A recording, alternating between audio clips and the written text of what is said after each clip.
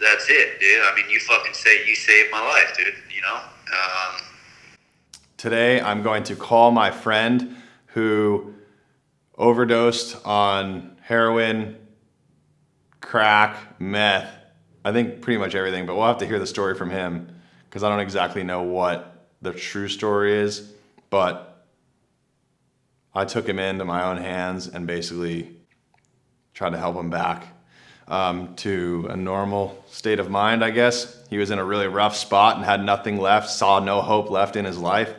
And his brother gave me a cry for help. He didn't know what to do. And he called me out of, you know, can you help? And I took it into my own hands, and he lived with me for a little bit and just pretty much had to take it into my own hands. So I was just going to call him and see how he's doing. I haven't heard from him in a while. And I want to hear the story from him because I hope that it can serve as inspiration out there. You know, life's not all sunshine and rainbows, and we have to let people in. So let's give him a call. Yo, Parker, what's up, man? how are you? I'm good, dude. I'm just sitting here having a cup of coffee. Nice, man. Where are you? I'm in Costa Rica, dude. Nice. How has it been down there? It's been good, man. I'm doing a lot of fishing, taking people on spearfishing tours, Nice. cooking a bunch over at the hostels, and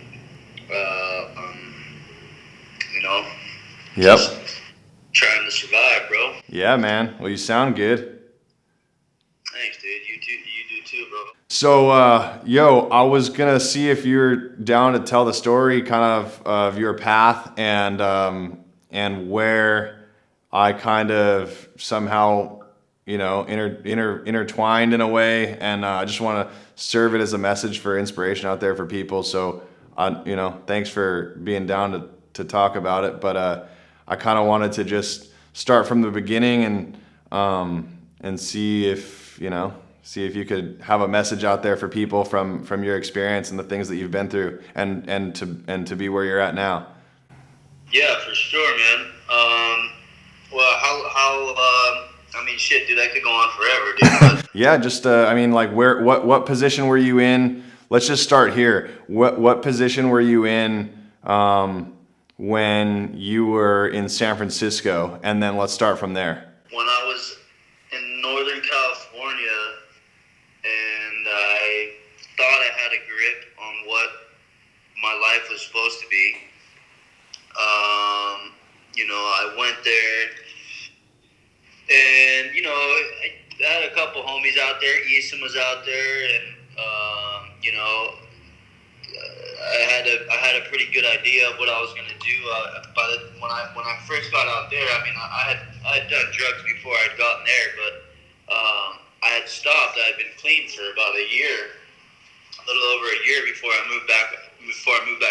Out there, and then what happened was I just like that support that you need from others, is important. You know what I mean? Yep. And I was working every day, doing what I could to try to pay rent, and just not knowing what the I was doing there in the first place. Because I just I wanted to go somewhere where I had friends. You know what I mean? Yeah, have that support group, that system of connection. Yeah, and I didn't want to go, and I didn't want to just go directly back home. Yeah. Because a lot of the problems and a lot of the things that start all this shit is it stems from like people you've known for a long time, or just Yeah.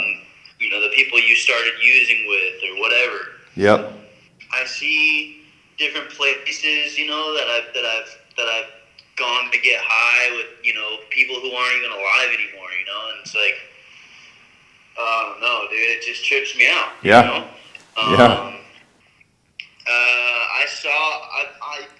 I saw myself go from being from being a chef that was getting paid, close to $100,000 a year, to spending every single cent that I had on every single drug you can think of, getting fired 5 times, in the time period of like a year. Yeah. That's how heavy it gets, because you forget about everything else, really. You forget about what you should care about, or what's supposed to actually mean something to you. Yep. And all you care about is getting high, dude.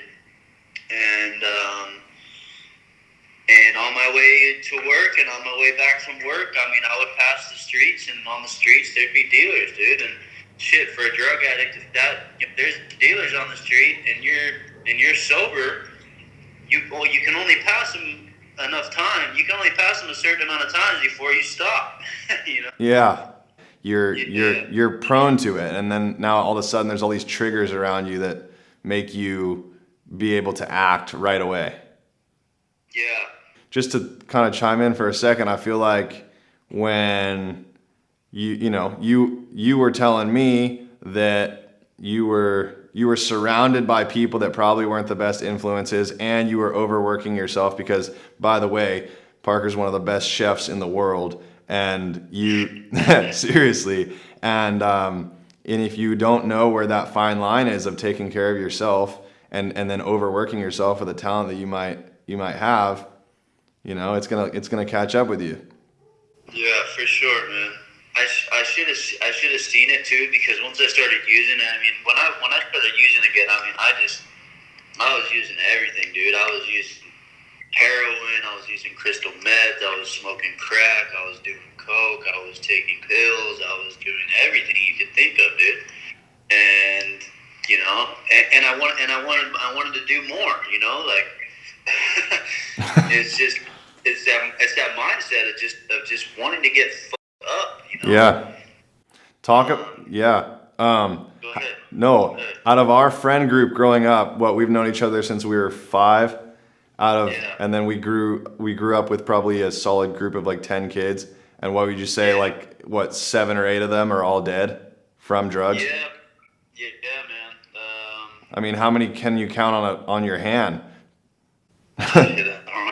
I might not have enough fingers, dude. Yeah. And to tell you the truth, I'm surprised that you made it out. Like, you are a strong individual that somehow pulled through, but I have no idea how you're alive, dude. That, and we could go into like the recovery of your healing process from there, but obviously it went down. People tried to save you. I remember we tried to break down your door, the cops, do the whole thing, but you were in an addict mindset where nothing could stop you, and you're in that place that no one could break through until you finally you flipped a page, dude, and you realized that you needed help and you needed to get out of there.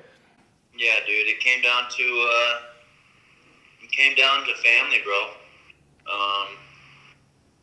My dad showed up, and out of nowhere, and just kind of the night before he showed up, the police showed up, and knocked on my door or whatever, and said that they're tried to arrest me pretty much, but I wasn't doing anything that they could prove that was doing wrong, so they didn't arrest me. But a couple of my homies from out there, they had called my dad and let him know, and once my dad found out, he didn't call me. I think he might have texted me and said, "Are you all right?" Blah blah blah. And I can't remember what I said to him. But the next day, he was there at my front door, knocking on my front door, just like the cops were the night before. And he walked in. And it's like, "Man, let's get you out of here, dude. Let's go. Let's get you home." And At that point, I was like, okay, because I was struggling, dude. Like, I didn't know what I was gonna do, dude. I had lost control. I didn't have any support, I didn't have anybody tell me. I didn't have any like father figure showing up at my front door saying, it's time to bail. Yeah. So he did that, and he drove. We packed whatever we could, and we took a U-Haul, and we started driving home, and we were talking about you, and it's a blessing that we were able to meet up, man. And Yeah. I mean, the way. Oh, go ahead. I was just gonna say, for me, dude, I like to be as honest and as truthful as I can all the time, with everyone. Yeah, of course. But the one thing that I find myself not being honest and truthful about, if not the only thing, is drugs, dude. Yep. And for some reason at that point, dude, when my dad asked me what I was doing, I told him, and I didn't lie to him. I told him straight up. I said, "Listen, dude, I've been doing heroin for the last year, I told him what I thought he needed to hear, I told him the truth." Yeah. And that stuff's no joke, So on the way to dude, when we stopped at a gas station, I went into the gas station and I got high, dude.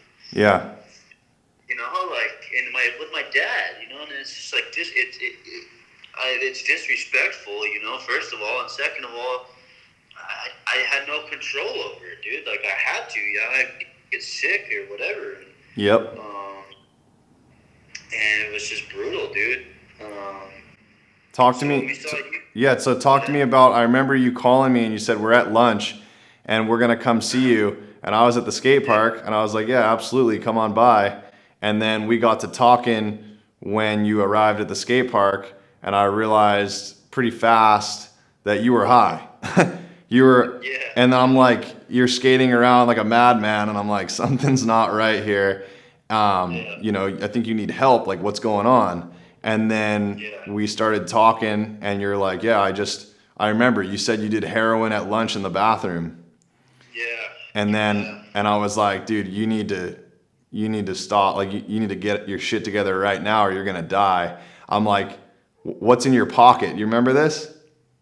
Yeah, I remember this. I was like, well, what do you got on you right now? And you pulled the heroin out of your pocket and I grabbed it from you and I threw it in the trash can and I said, your life changes today. You're done. Yeah, I remember this, dude. And I tell this story to a lot of people, actually, man. So luckily, I mean, dude, from there, I just remember sitting in the car, kind of having a heart-to-heart, realizing, you're one of my closest childhood friends and you're the last of most of them that have all, they're gone from addiction. Yeah. They are dead. Yeah. And you're still here and you're on your path to not be. And from there, I remember sitting in the car with you and I looked at your dad and I was like, he needs to come with me for a few weeks.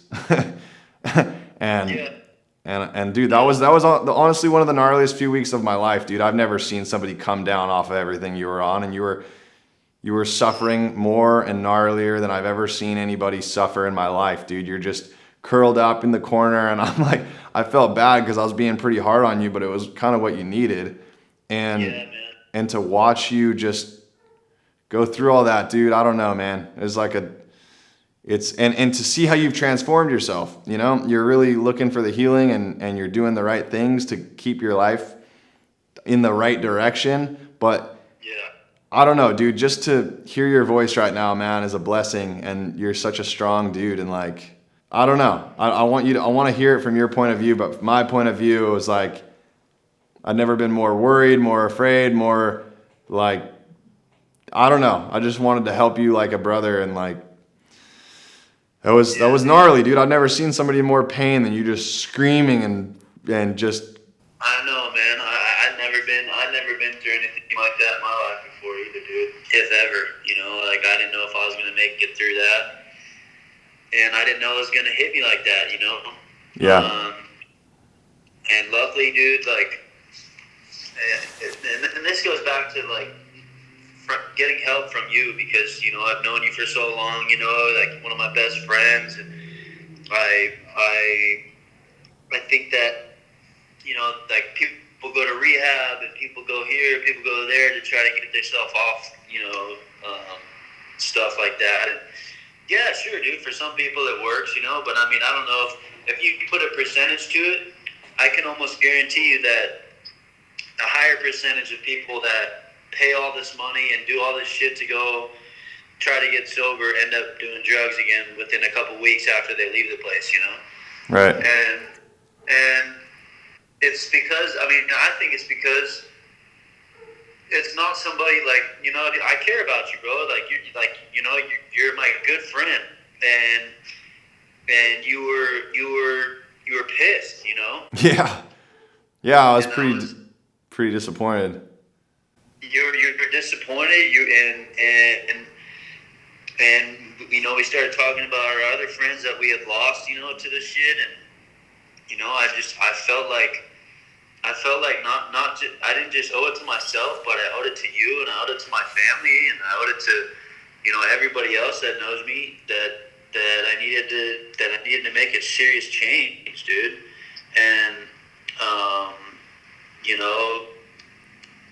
the fact that it was you that was helping me get through that made it more difficult but more effective. You know what I mean? Because you can go to any rehab and meet some random person and they'll be like, oh, yeah, I've been through there, I've been through that, I've done that too, and blah blah, and I don't know, charge you $20,000 a month and sit you down in a group of people and ask for you to talk to people about your addiction when everybody has the same shit to say, and Yeah. I don't know, man. It's like, The reality of it is you need a mindset shift. It's not a physical thing. I mean, sure, that can be parts of it, but you gotta actually put in the work and be around people that are gonna inspire you to do the work.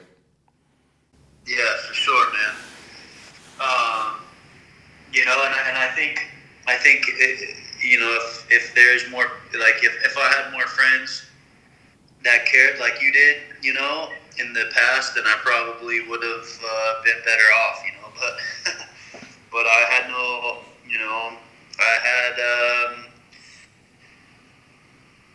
dude, I was so young when I started, dude. I was doing drugs with Jason, and I was like 13 when we started using together, dude, and and I'd seen myself get a little bit better, and then I'd seen him get a little bit better, and then all of a sudden he was dead, and it's like some doctor or something that is trying to tell you have a disease or whatever you want to call it, and that you have to do this and you have to do that, and it's all coming from this certain problem, or like, this is what it stems from, or blah blah blah, whatever. Yeah, that's all cool and all, but like, why the fuck should I stop doing drugs for you? You know what I mean? Yeah. Like, I can listen to all these things that you say, and like, I already know this. You know what I mean? And that doesn't make me want to stop using drugs. Exactly. There needs to be a bigger reason. There needs to be a bigger reason, like your family or your friends are being like, yo, you better get your shit together for the people around you and yourself, or you're going to die just like everyone around you has died. Yeah, dude, yeah. Like that doctor, I'm sorry, like people can go to rehabs all day long, like you're saying, and sure, it does have a percentage, but a real talk with someone that actually understands and has witnessed it firsthand, like, you know what I mean? Like, dude, and you need each other. You need people. You need that bond. No amount of money or talks are gonna get through unless it comes from a really, meaningful place. At least in my opinion. And dude, I think the most important thing that you did for me, dude, was when we were at that skate park that day. You already told a little bit of the story about how you threw away the rest of my drugs and all that, but when we were there, and you're like, bro, let me talk to you for a second. And we sat down in your car, and you looked at me, and you're like, dude, you gotta come with me for a few days, man. Like just like let your dad drive home, and like come with me for a couple days, and let's try to get you some help. Like let's try to help you out. And you were serious. You're like, dude, I'm not gonna let you go. I'm not gonna let you go with your dad. Like I'm gonna just, you're like, you're coming with me. And I was like, it was like the one time, where I wanted to make excuses. I wanted to be like, oh no, I got to do this, and I probably was. I was probably like, oh, I gotta, do this or that or whatever but I didn't, dude. You took me to the place in Paso Robles, dude, and I, was for I don't know how many days, dude. It was like a week or maybe even more than that. But Yeah, it was 2 weeks. yeah, it's crazy. But it was right around Thanksgiving, dude, and like just a bunch of different things came together. The universe was there, and I was getting help, and it was more than just that because my mindset had changed on what I wanted to be, you know what I mean, and what I wanted to do with my life, and how much more there was that I could do, like going skydiving or doing something like that or whatever, dude. Like even just getting in an airplane with you after you've only flown an airplane like twice. I mean, shit, I was in that airplane thinking I was gonna die half the time. Yeah. I mean, shit, dude. The drugs are gnarly, but dude, getting in an airplane with a kid who's only flown like twice, when trying to land the thing, dude. I mean, shit, I almost pissed my pants, dude. But it was rad, dude. And I mean, I can't thank you enough, dude. And Talk to me. Tell me if you have. Do you have any advice for anybody out there that's dealing with drug addiction or somebody that is a loved one that's dealing with a drug addict in their life? Do you have any words of advice for them? yeah, dude, you can't make anybody change. You know what I mean? They have to do that shit on their own. You can try to influence them, in different ways, but if you're the influencer, dude, you're gonna know right away whether or not they're gonna fucking listen to you or not. Yeah. And if they don't want to stop using, or they don't want to stop whatever it is that they're doing, that their loved one or their friends or their family or whatever are trying to get them to stop doing, if they don't want to stop, then they won't. Yeah. And that's it. Yep. It's like, dude, there have been plenty of times where I told myself I wanted to stop. Like I didn't want to keep doing that shit, dude. I got fired from so many jobs because I was leaving every 5 minutes to go get high in the bathroom or some shit. And I'm looking back on my life like, dude, I used to be a head chef of fucking 3 different restaurants, getting paid almost $100,000 a year, and now look at me, dude. I thought about this and I was like, fuck, dude, I need to change. I need to do something. And you have to be willing. Like if you're not willing and you're forced into it, like most kids that are using, then it's. I mean, shit. Maybe some of them will get lucky, and maybe some of them will be convinced that their life is better off without the drugs. But I'll tell you right now, dude, they're all gonna think that they feel a lot better while they're on them, dude.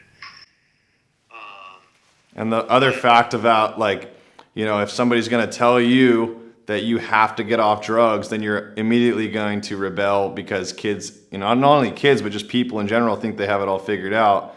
And you have to want to get better, and you have to be willing to do it. It is, man. It's not somebody else's decision, man. It's your decision and your decision only, dude. The support that you can get from people you would never even know, can help dramatically, dude. Especially if you're trying to do that shit. It's. I'm not saying it's impossible, but it's so difficult to try to do something like that on your own with nobody there to try to help you out. Just the chain of events. I remember your brother calling me, just so worried, like he didn't know what to do, and Yeah.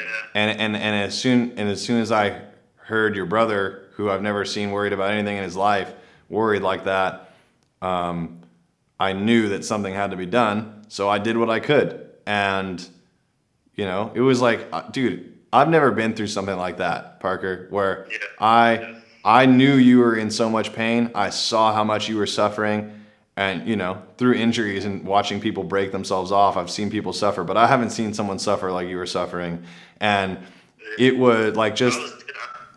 I'm not gonna lie to you, dude. Like that suffering that you're talking about, dude, is like something that I really wanted to end. Yeah. Yeah. And that's the point that I was at, and like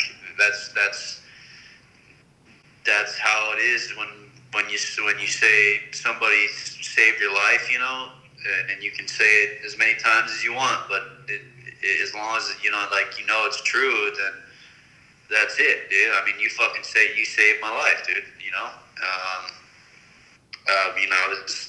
If I would have had a couple more days, dude, I don't know if I would still be here, dude. Yeah. So. The universe works in pretty wild ways where, I mean, we hadn't seen each other for a while, and like I said, man, I've never heard your brother like that, so I knew I needed to jump in and do it. And dude, I was ready to wrestle your ass till like whatever. Like, I'm not letting you go anywhere. You're gonna sit here with me where there's nothing around, and we're gonna go through this, and I'm gonna watch you come off of this stuff, and I'm gonna watch you just end all this, because it's enough. And we've watched enough people die, dude. It's over. You're done. You need to save your life, and that's what it came down to for me. And I was gonna do all I could. And I remember in certain instances, I'm like, okay, you ready to go home? You're like, yep. I'm like, well, what are you gonna do? You're like, probably go down to the train station, find something, find some drugs, right? And I'm like, okay, it's not time to go home yet. And still, there was, it's like letting a kid go off to college or something. I still didn't believe you or trust you, because you were still in that addict mindset. I'm like, he's for sure gonna go get high, no question about it. I'm gonna try what I can. I'm gonna try to do what I can.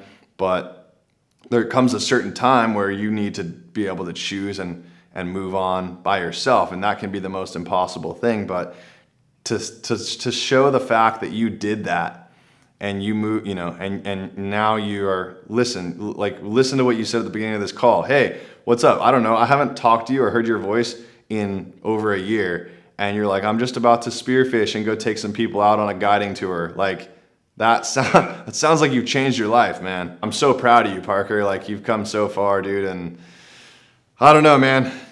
Like you were saying earlier, it comes down to you wanting to change, and you made it happen.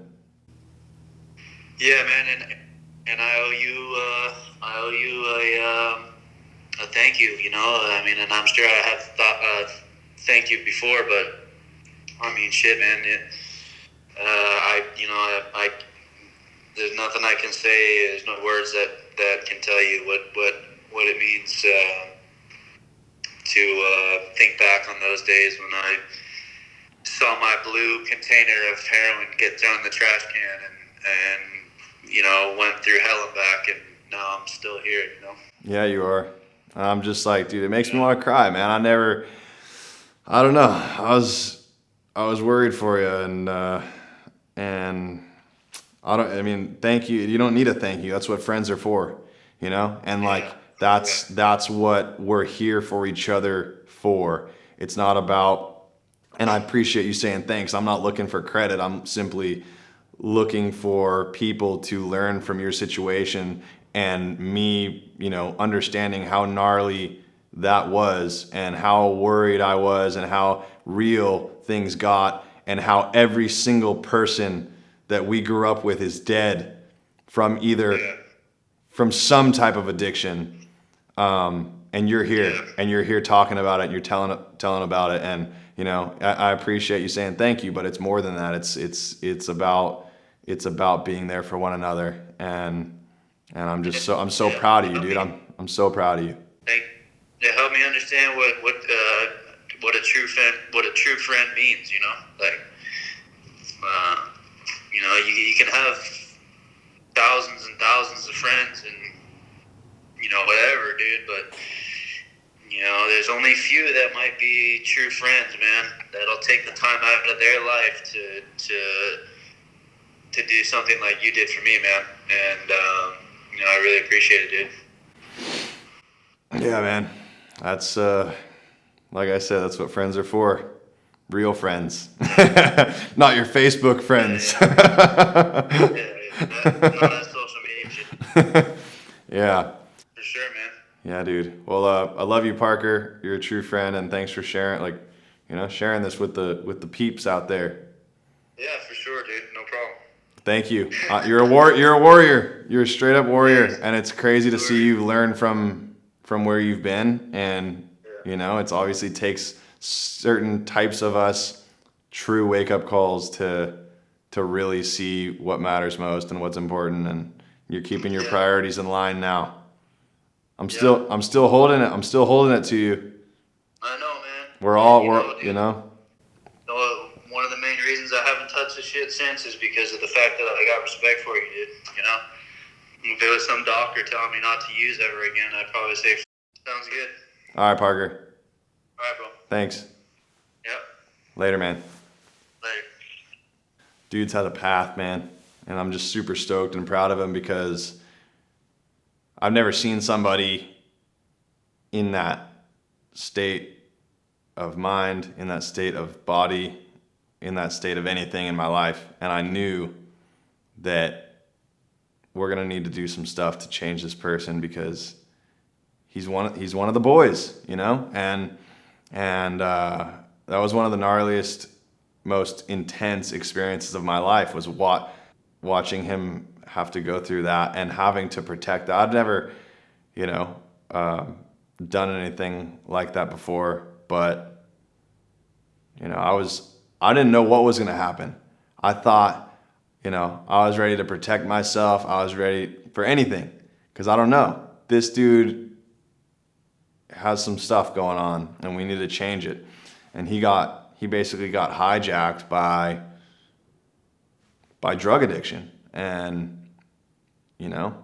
myself, his family, we had to get him back. And it's really good to hear that he's in a good spot now, staying busy, doing the things that matter most. Because when you really dive down into what's important, the parties, the drugs, shallow relationships, certain things, that all goes away, right? But really what's important is your family, you living your life in a way that's going to sustain you and the ones around you.